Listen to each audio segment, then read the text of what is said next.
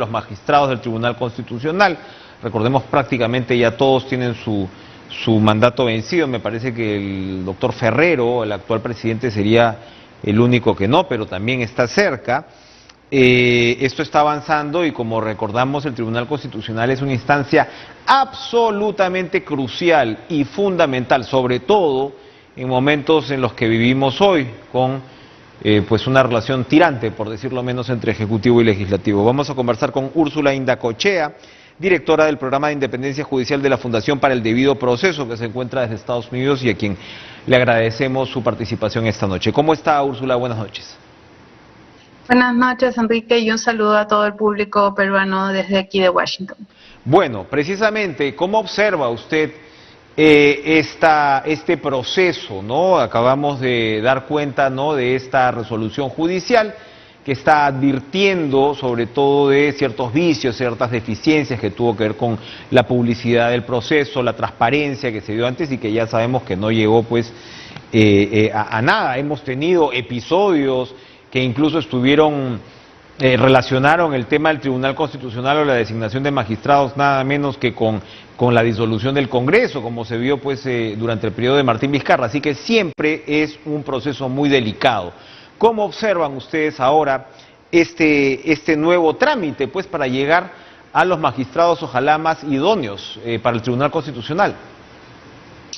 Bueno, lo estamos viendo con mucha expectativa y sobre todo por esta resolución que ha salido recientemente, que acabas de mencionar al inicio.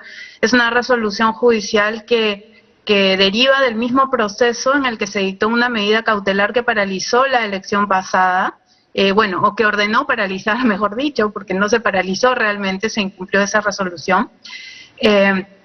Y la resolución la he revisado y es muy interesante porque aborda varios de los principales puntos que se trataron, que se pusieron a debate la vez pasada. Por ejemplo, este argumento de que esta elección es de competencia exclusiva y excluyente del Congreso. O sea, la resolución aborda muy bien este tema diciendo, bueno, es una competencia del Congreso, pero eso no significa que no tenga que ajustarse a reglas, ¿no? Y llega un momento muy importante, que es el momento en que ya estamos entrando a la fase de entrevistas, que fue precisamente aquella fase cuyas calificaciones no se publicaron y cuando se publicaron las motivaciones eran deficientes o inexistentes. Entonces llega en un buen momento porque realmente ordena no repetir los mismos errores, ¿no? Entonces vamos a ver cómo el Congreso o la Comisión Especial da cumplimiento a esta sentencia, especialmente en un momento en que ha habido varios cuestionamientos serios respecto de la forma como ha calificado los currículums de varios postulantes. Así es, porque lo que ocurrió con las entrevistas, si recordamos, fue que fueron pues unos criterios efectivamente sumamente subjetivos, ¿no? Cuando evidentemente lo que debe darse es un proceso mucho más transparente. La evaluación y la puntuación en cada una de las etapas también se ha ido modificando. Desde su opinión, ¿esto ha sido para mejor? ¿Las reglas de juego son más claras esta vez? Bueno, no mucho, la verdad. Ha habido varias mejoras, por supuesto que sí, y de hecho el reglamento es mejor que muchos otros reglamentos que hay en otros países de la región, donde hay altos espacios para la discrecionalidad. Sin embargo, yo quiero mencionarte dos espacios importantes, por ejemplo. Uno es el de la idoneidad moral, la calificación de la idoneidad moral, que es básicamente tener una conducta ética intachable, se ha mantenido para la entrevista y con un porcentaje bastante alto. Y no es que la idoneidad moral o ética no sea importante, definitivamente es muy importante, pero también es difícil de calificar y la entrevista es un tipo de evaluación en el que hay que tratar de ser lo más objetivo posible, pero que tiende a la subjetividad. Entonces, el haber dejado sin definir claramente cómo se va a evaluar la idoneidad moral y además ponerla en un espacio con tanta discrecionalidad puede hacer saltar a personas que no están muy bien calificadas a los primeros lugares de la lista. Y eso, bueno, significa que van a ser las primeras en ser votadas y las primeras en tener chance de entrar. Y el segundo tema es el de la participación ciudadana, que bueno, está relegada en este reglamento a las tachas y además limitada porque se permite solamente impugnar por temas que no tengan que ver con el contenido de decisiones judiciales, y realmente es importante que la ciudadanía tenga la posibilidad de criticar y de poner, digamos, como una objeción el mal ejercicio de la función jurisdiccional de algunos postulantes que vienen del sistema de justicia, ¿no? Que tienen un pasado ya jurisdiccional. Entonces esa es una limitación que, bueno, ahora existen algunas iniciativas valiosas, como por ejemplo la de la congresista Ruth Luque, que ha lanzado una campaña para que la ciudadanía pueda participar en la etapa de entrevistas que viene, que es algo muy positivo, enviando sus preguntas, las preguntas que un ciudadano le haría a los candidatos al Tribunal Constitucional, ¿no? Entonces, claro, hay una limitación en el reglamento, pero iniciativas creativas como estas abren, ¿no?, el espacio para los ciudadanos también. A la hora de evaluar, y sin duda, la idoneidad, la condición ética es sumamente importante, pero a la hora de evaluar la experiencia de los candidatos, ¿cuáles son los criterios que deberían primar? Bueno, hay varios criterios, ¿no? La experiencia se mide normalmente en número de años, ¿no? Cuántos años de ejercicio de la profesión, pero la calidad del ejercicio también es importante. No es lo mismo, digamos, haber ejercido de forma sobresaliente, teniendo una trayectoria profesional sobresaliente, que haber simplemente dejado pasar los años de vigencia de mi título de abogado. Entonces, justamente si estamos buscando al mejor constitucionalista para integrar la máxima Corte Constitucional del país, hay que mirar la calidad de esos años, ¿no? Y entonces ahí vienen otros criterios y otras formas de medir, como por ejemplo mirar lo que ha producido esta persona, qué cosas ha escrito, ¿no? Son cosas de calidad, han sido publicadas, han sido reconocidas por sus pares, por la academia, son trabajos citados que han aportado, digamos, o que han innovado en cierta manera, o simplemente son recopilaciones de documentos y de tratados, ¿no? Entonces eso es importante. Por eso es que ha llamado mucho la atención, por ejemplo, que haya candidatos que tienen una producción jurídica sobresaliente y que simplemente no han sido tomadas en cuenta. Eso es sumamente preocupante.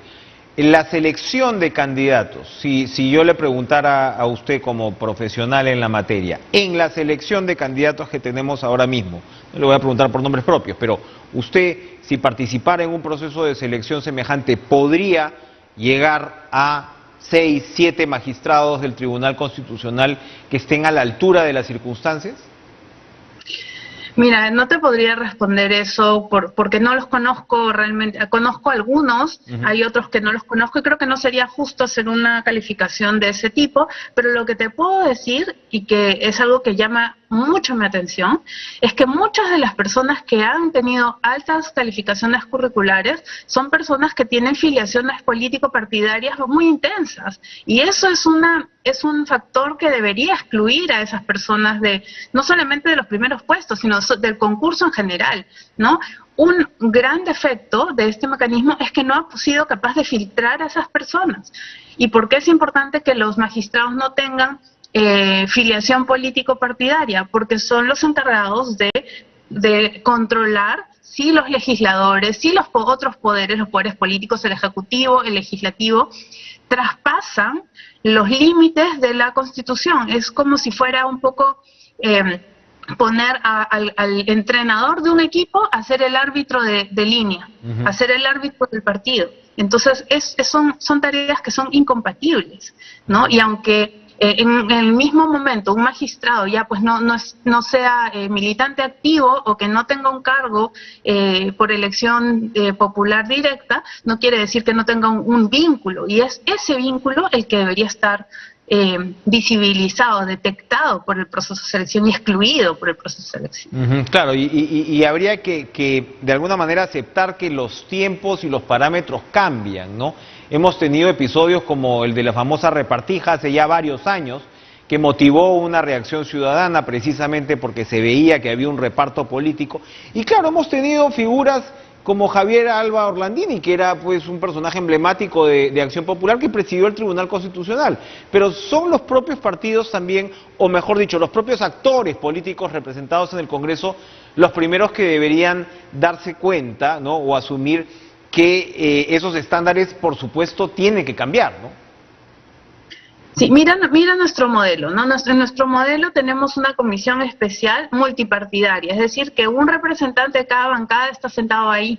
Y eso quiere decir que la lista que salga de ahí debería tener el consenso en el pleno de esas bancadas, no más allá de que se empiece a votar uno por uno, no debería suceder lo que sucedió la vez pasada, que, digamos, personas que han sido calificadas con altos puntajes por el representante de la bancada son totalmente descalificadas o no tienen ningún voto de la bancada cuando llega el tema al pleno. Entonces ahí hay una desconexión, ¿no? Una desconexión. ¿Qué cosa revela? Que los juegos de intereses están siendo manejados en un lugar distinto a las instancias que nosotros podemos ver.